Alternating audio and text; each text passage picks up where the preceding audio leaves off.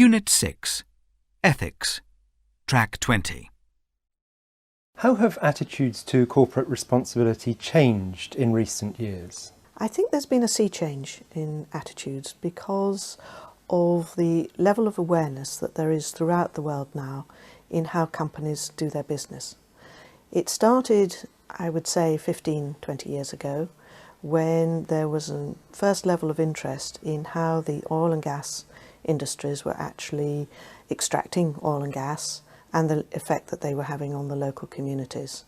And this raised the level of awareness. From that time, it has developed quite significantly because with the growing 24/7 media world, the growth of the internet, there are very few places that a company can hide what it's doing. And companies are being brought to account for how they do their business. Not only environmental issues, but also it's moved on into how companies deal with companies in their supply chain. An example would be a company that perhaps has a long supply chain. It might be manufacturing clothes, it might be manufacturing shoes, and it's outsourced that work. So other people are doing the work for them. And unless they control how that work is done, sadly, in some cases, it's done by child labour. Nowadays, this is being exposed.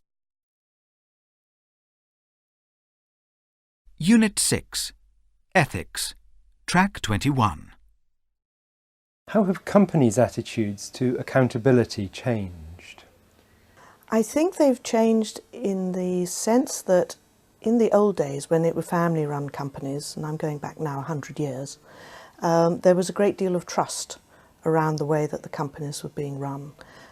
Companies were quite paternalistic, so there was an attitude of, don't worry, we'll look after you, both of the customers, obviously, but also of employees.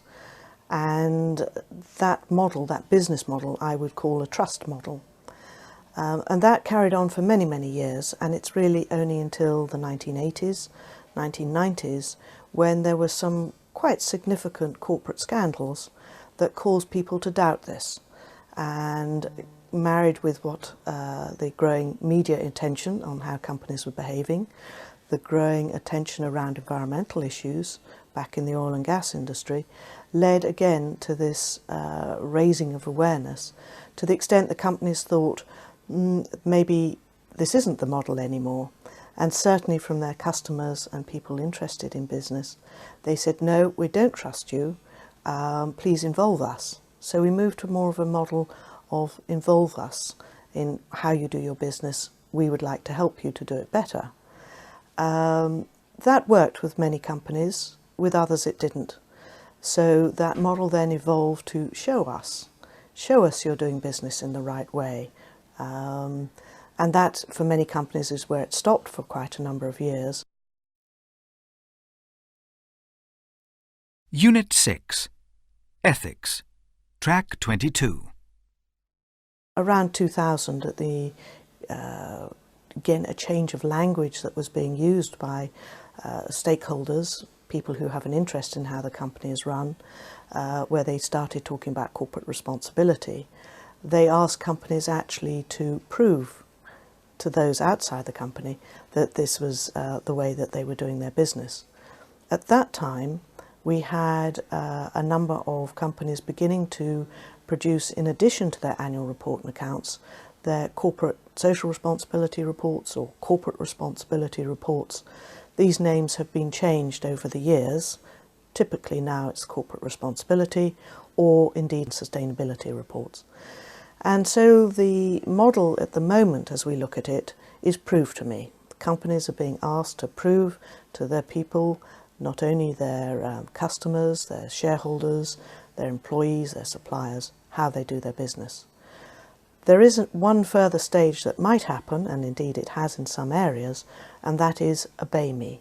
And this is where society deems, through the democratic process, that companies are not behaving, and therefore they encourage their governments to bring in law to make them behave and to enforce that law. and that is what I would call at the end of this: trust me, involve me, show me, prove to me. The ultimate is obey me.